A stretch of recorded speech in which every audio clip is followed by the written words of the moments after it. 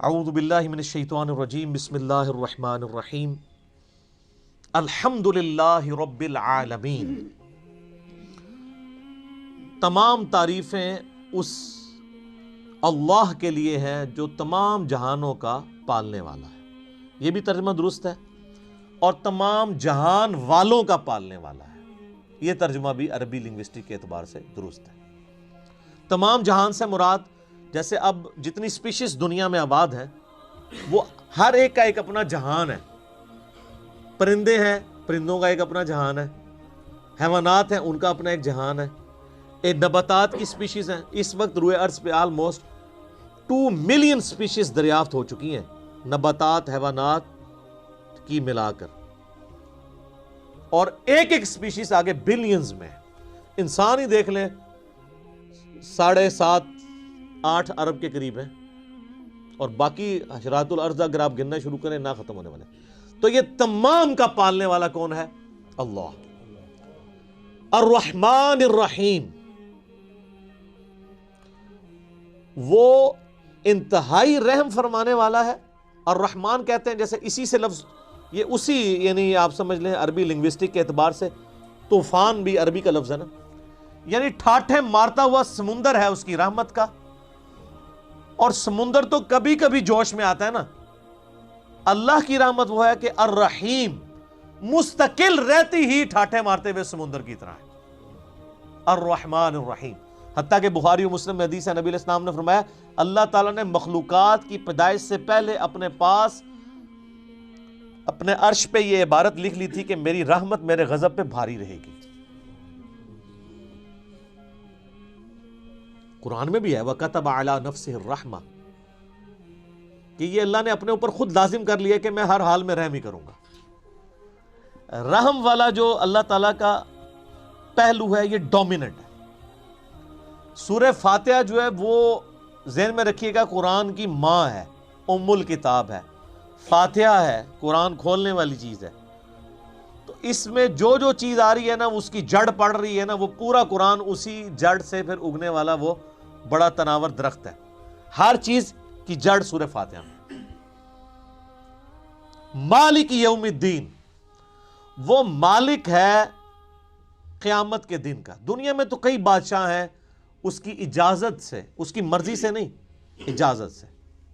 اجازت یہ ہے کہ کھلی چھٹی ہے، مرضی نہیں ہے کہ وہ غلط کام کریں۔ وہ بس اللہ نے 2 راہیں دکھا دی ہیں، انا ہدیناہ السبیل اما شاکرا و اما کفورا۔ ہدایت کا راستہ واضح کر دیا، چاہے تو شکر گزاری کی روش اختیار کرو، خواہ ناشکری کی۔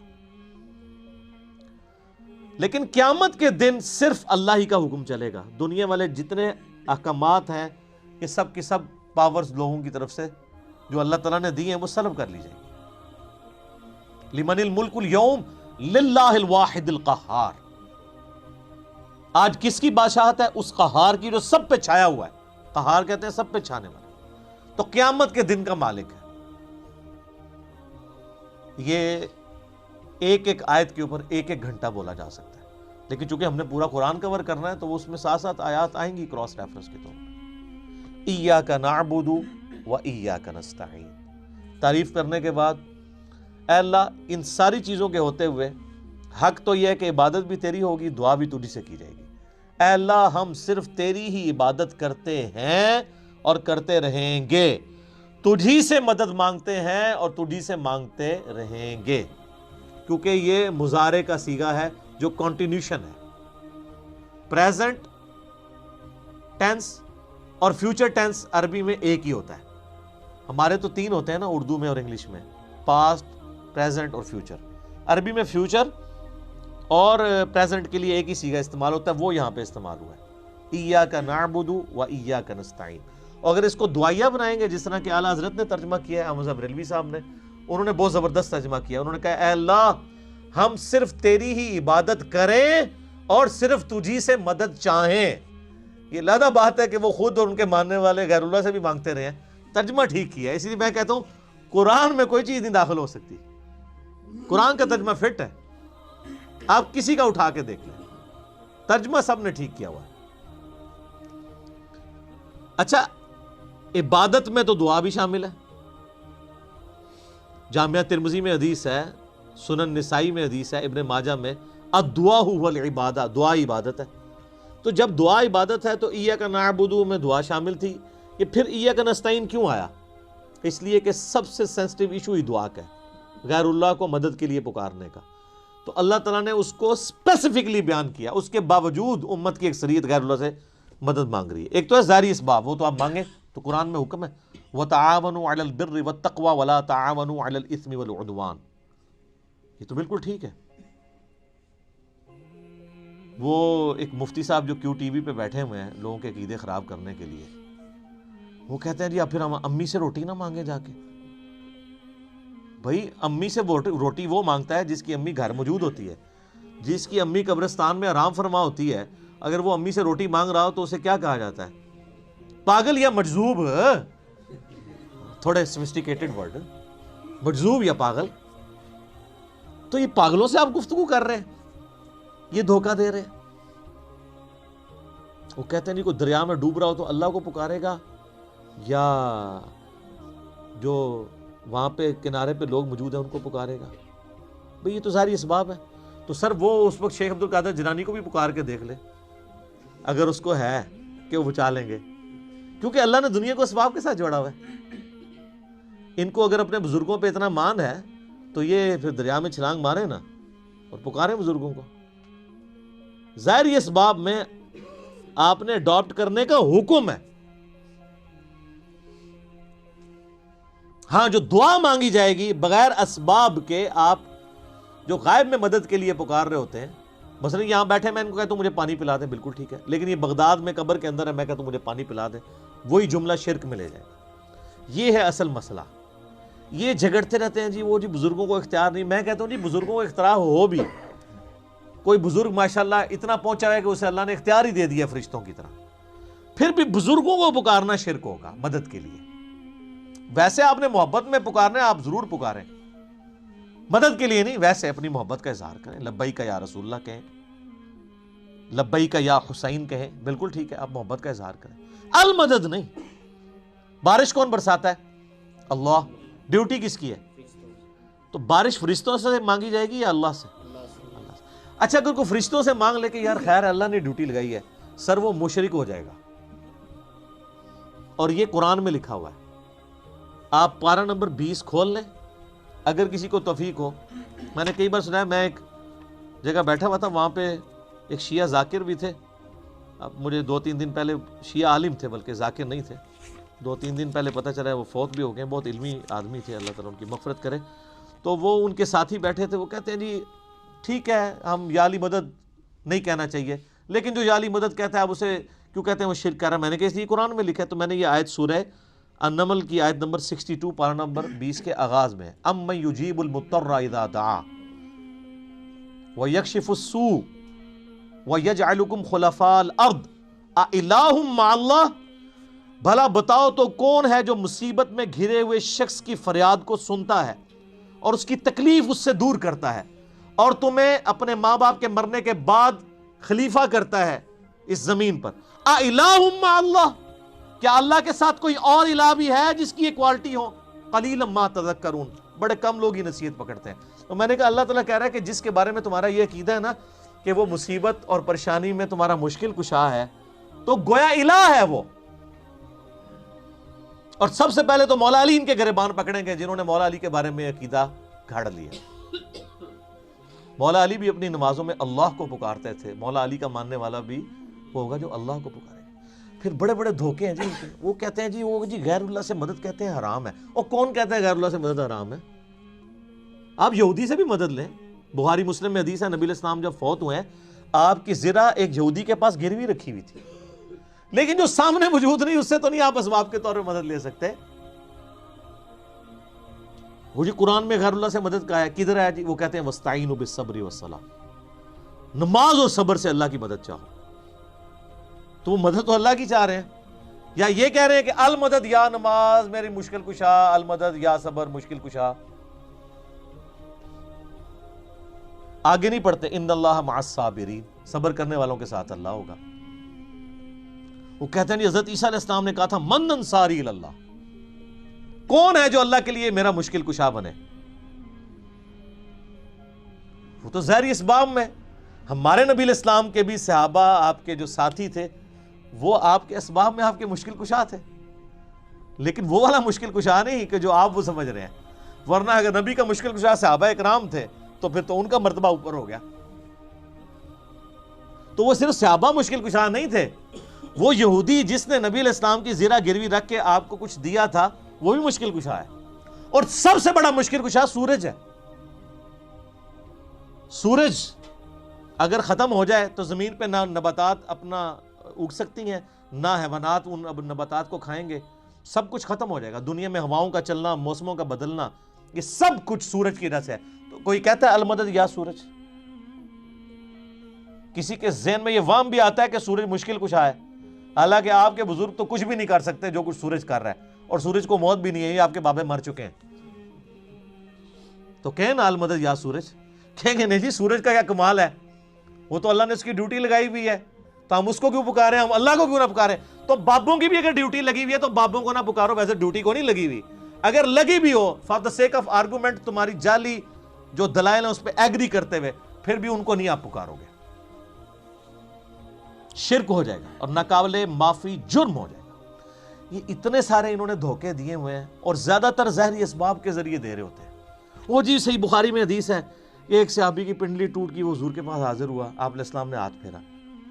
بالکل ٹھیک ہے, لیکن آج اگر کسی کی پنڈلی ٹوٹے گی تو نبی علیہ السلام تو دنیا میں موجود نہیں ہے. اور اگر آپ کو اتنا شوق ہے تو آپ اپنی پنڈلی توڑیں, آپ کو روزہ شریف پہ لے جاتے ہیں, پتہ چل جائے گا جڑتی ہے کہ نہیں. نبی علیہ السلام دنیا میں موجود ہوں, ہم دعا کروانے کے لیے اپنے مسائل ان کے سامنے لے کے جائیں گے. تو اس میں کافی سارے دھوکے ہیں. میں نے 2.25 گھنٹے کا لیکچر دیا ہے, دعا صرف اللہ ہی سے. مسئلہ نمبر 3 میرا ریسرچ پیپر نمبر 3 بھی ہے, دعا صرف اللہ ہی سے, جو ہزاروں لوگوں کے عقیدہ توحید کی اصلاح کا سبب بنا ہے. اسی کی ایکسٹینشن ہے مسئلہ نمبر 43, وسیلہ اور توسل کے صحیح احکام و مسائل. اس پہ گھنٹوں بولا جا سکتا ہے, جتنے انہوں نے لیم ایکسکیوزز ڈیوائز کیے ہوئے ہیں, جتنے دھوکے دیے ہوئے ہیں.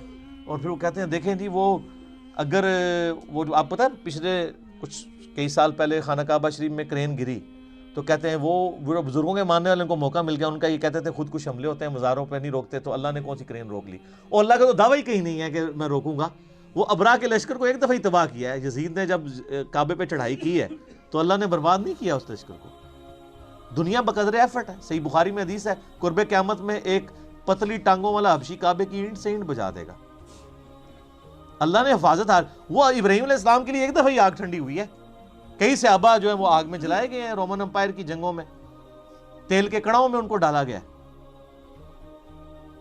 لیکن آپ کا دعویٰ ہے کہ آپ کے بزرگ سب کچھ کر سکتے ہیں. ہم کہتے ہیں پاکستان کی بجلی پوری کر دیں. اچھا یہ بزرگ جب بیمار ہوتے ہیں, یہ تو آغا خان میں اور شفا انٹرنیشنل میں جاتے ہیں, آپ بیمار ہوتے ہیں آپ کو اٹھا کے مزار پہ لے جاتے ہیں. آمدہ کوئی بزرگ بیمار ہو چیخیں بھی مارتا رہے, اس کو کہ نہیں سر دسو جانا کیڑے مزار تے ہے, اسپتال نہیں تو کھڑنا. دنیا کے مہنگے ترین ہاسپٹلز میں یہ علاج کرواتے ہیں.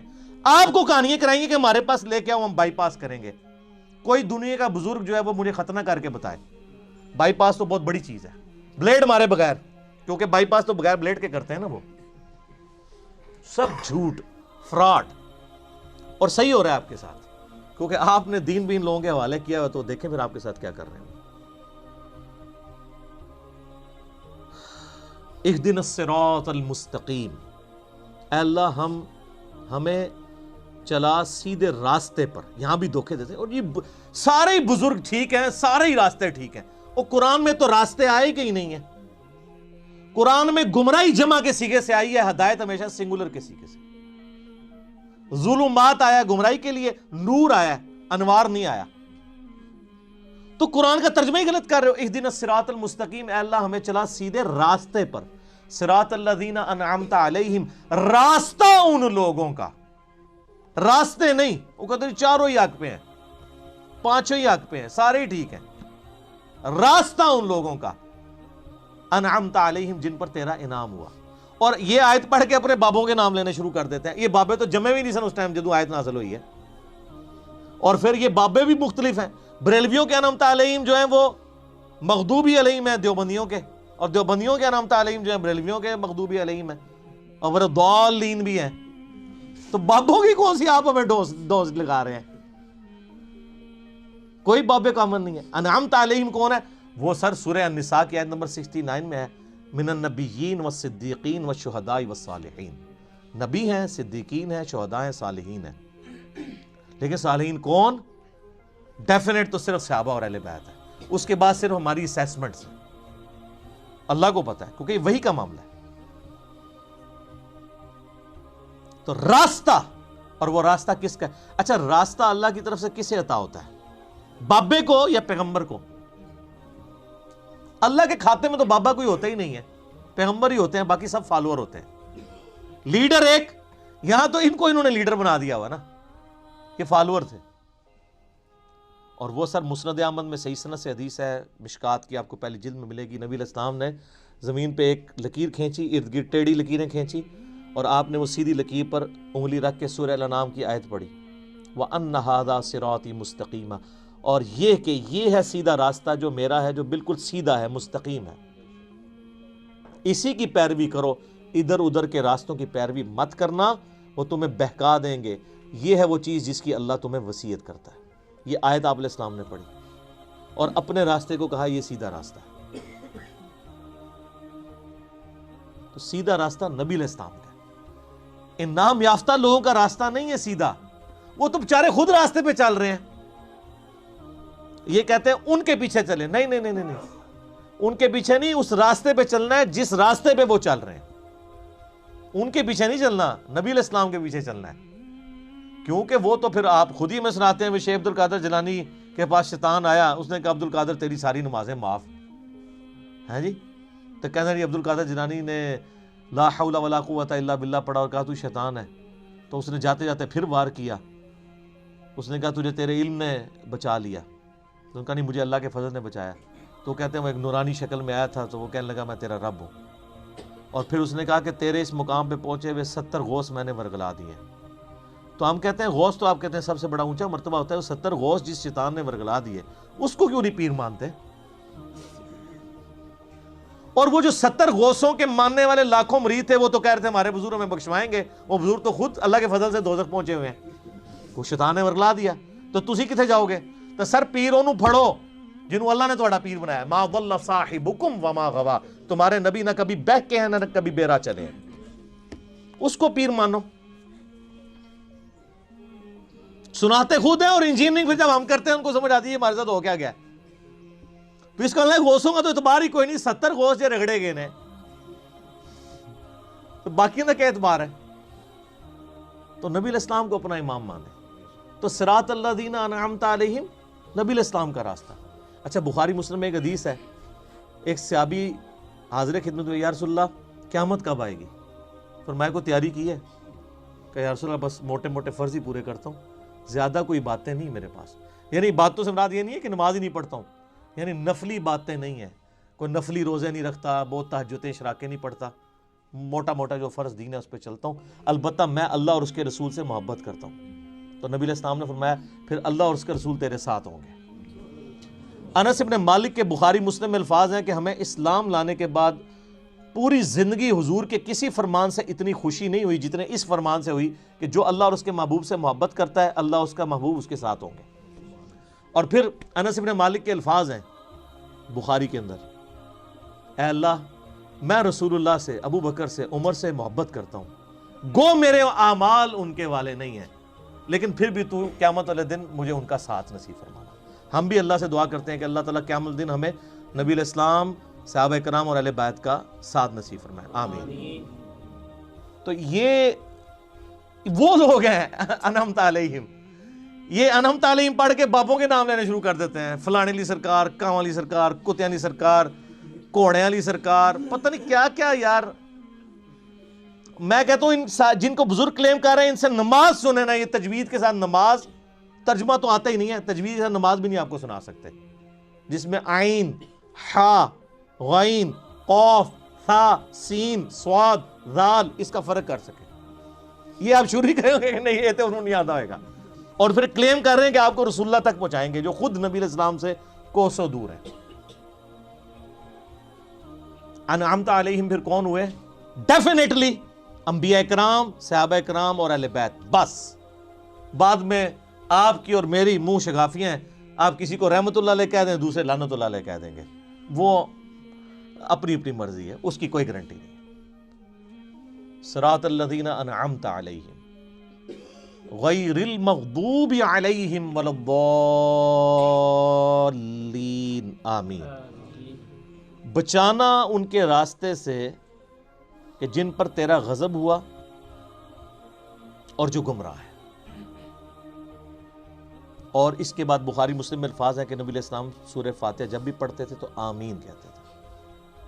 آمین آہستہ آواز میں، اونچی آواز میں، یہ بھی اختلاف ہے۔ بہرحال امام ترمذی نے پوری بحث کی ہے جس میں انہوں نے یہی راجح قول اختیار کیا ہے کہ جو جہری نمازیں ہیں ان میں آمین اونچی کہی جائے گی، اور جو زور اثر کی نمازیں اس میں آمین آہستہ کہی جائے گی۔ بہرحال آمین کہنا سنت ہے۔ یہ آمین قرآن کا حصہ نہیں ہے، اسی لیے سورہ فاتحہ جب قرآن میں لکھی ہوتی ہے کبھی غور سے آپ نے دیکھا نہیں وہاں آمین نہیں لکھی ہوتی، کیونکہ وہ نماز نماز میں سنت ہے، قرآن کا حصہ نہیں ہے۔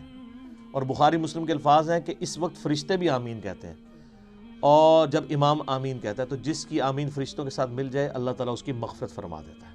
اسی لیے اس چیز کا اہتمام کیا جاتا ہے کہ آپ ولضالین سے پہلے شامل ہو جائیں۔ تو یہ غیر المغضوب علیہم ولضالین، اس میں طویل خاص کے اعتبار سے تو ظاہر ہے کہ جو نبی علیہ السلام کی امت سے پہلی امتیں جو گمراہ ہوئی ہیں، جن پر اللہ کا غضب ہوا، وہ تو قرآن پھر ہمیں بتاتا ہے ضربت علیہم الذلہ والمسکنہ، یہودیوں کے بارے میں کہ اللہ تعالیٰ نے ان کو بندر اور خنزیر بنا دیا، کونوا قردۃ خاسئین، ان پر ذلت اور رسوائی اور غریب الوطنی مسلط کر دی، وہ آج تک مسلط ہے۔ اور ضالین، گمراہ ہوئے لوگ، وہ نصارہ ہیں کہ جن کے پاس سب کچھ شغف تھا معاملات میں، لیکن غلو کیا دین کے معاملے میں، گمراہی کا راستہ اختیار کیا، باتیں بہت کی، حضرت عیسیٰ کو مانا لیکن ان کو ڈیوینٹی میں کلیم کر دیا۔ یہودیوں کا مسئلہ تھا، یہ اہل علم تھے، اس کے باوجود جان بوجھ کر انہوں نے گمراہی کا راستہ اختیار کیا۔ آپ کو پتہ کتنے ہیلے بہانے یہ کرتے تھے، اس لیے اللہ نے کہا یہ مغضوب علیہم ہے، ان پہ اللہ کا غضب ہوا ہے، لعنت ہوئی ہے۔ سورہ نساء میں آتا ہے نا کہ لعنتی ہیں یہ۔ عیسائیوں کو اللہ نے لعنتی نہیں کہا اس سختی کے ساتھ، کیونکہ ان میں اکثر لوگ سیدھے سادے تھے، گمراہ ہو گئے، لیکن ہے گمراہ ہے، یہ نہیں کہ ان کا سیدھا پن ان کو بچا لے گا، ایسا نہیں ہے۔ لیکن بڑا جرم ہے کہ جان بوجھ کے ایسا کرنا۔ تو غیر المغضوب علیہم، جن پر اللہ کا غضب ہوا، ولضالین، اور جو گمراہ ہوئے۔ یہ آخری آیت ہے۔ اچھا، وہ بعض لوگ کہتے ہیں وہ جی ہر ایک کی جگہ آیت پڑھی ہوئی، یہاں آیت نہیں پڑھی۔ یہ آیات کے جو نشان بھی ہیں نا، یہ بھی مطلب کوئی آپ پرانے مصحف اٹھائیں گے نا، اگر کلمی ان میں نہیں تھے، یہ تو ڈویژن بعد کی ہے، اندازے تو موجود تھے، جو آگے ہم گول وہ استعمال کرتے ہیں۔ تو عموماً جو قرآن چھپتے ہیں نا، ان میں وہ والی غیر المغضوب علیہم ولضالین سے پہلے جو ہم پڑھتے ہیں نا صراط الذین انعمت علیہم، اس کے اوپر نہیں ہوا ہوتا، وہ گول نشان نہیں ہوتا، تو اس سے لوگ سمجھتے ہیں کہ شاید یہ پوری ایک آیت ہے، تو پھر بسم اللہ کو شامل کریں گے تو 7 آیتیں پوری ہوں گی۔ نہیں، یہ 2 آیات ہیں، اور میں نے ٹیکنیکلی جو دلائل رکھے ہیں اس سے یہ چیز ثابت ہوتی ہے کہ سورہ فاتحہ کا حصہ بسم اللہ شریف نہیں ہے۔ اب یہ سورہ فاتحہ جو ہے، اگر آپ اس کو اوور ویو کریں نا، تو قرآن پاک میں جتنی بھی چیزیں بیان ہونی ہیں آئندہ آنے والے قرآن میں، سب کی جڑ اس کے اندر موجود ہے۔ اسلام کے بنیادی 3 عقائد کون سے ہیں؟ عقیدہ توحید، عقیدہ رسالت اور عقیدہ آخرت، یہی ہے نا؟ یہ 3 عقیدے سورہ فاتحہ میں موجود ہیں۔ عقیدہ توحید، الحمدللہ رب العالمین الرحمن الرحیم مالک یوم الدین ایاک نعبد و ایاک نستعین۔ عقیدہ آخرت، مالک یوم الدین، بدلے کے دن کا مالک، اور اہدنا الصراط المستقیم صراط الذین انعمت علیہم۔ عقیدہ رسالت، کیونکہ رسولوں کو اللہ تعالیٰ راستہ اختیار کرتا ہے نا، وہی دیتا ہے نا آگے، امتوں کو رسولوں کے ذریعے دیا جاتا ہے۔ تو پورے قرآن کا جو آپ سمجھیں عقائد کی بنیاد اس صورت میں ہے کہ تمہیں مرنے کے بعد اپنے رب کے حضور پیش ہونا ہے، وہ قیامت کے دن کا مالک ہے۔ قیامت میں اللہ کے پاس پہنچنے سے پہلے رسولوں کا راستہ اختیار کر لو، توحید کا راستہ اختیار کر لو، اور اللہ سے یہ بھی دعا بھی مانگتے رہو کہ اللہ تعالیٰ گمراہی کے راستے سے اور جو لوگ جن پہ اللہ کا غضب ہوا ان لوگوں کے راستے سے بچاتا رہے۔ یہ سارا کچھ اگر آپ جمع کریں تو قرآن پاک میں کوئی ایک ٹاپک بھی ایسا نہیں ہوگا۔ جب رسولوں کا راستہ آ گیا تو رسولوں کی ساری شریعت سمجھ لیں، اس کی جڑ اس میں پڑ گئی۔ نکاح طلاق کے مسائل بھی اس میں کور، حج کا طریقہ بھی کور، کیونکہ صراط الذین انعمت علیہم ہے اور اہدنا الصراط المستقیم ہے۔ تو اس لیے اسے ام الکتاب، الفاتحہ، قرآن کھولنے والی، قرآن کی ماں کہا جاتا ہے، کہ سارے عقائد و نظریات کی جڑ اس سورت کے اندر موجود ہے۔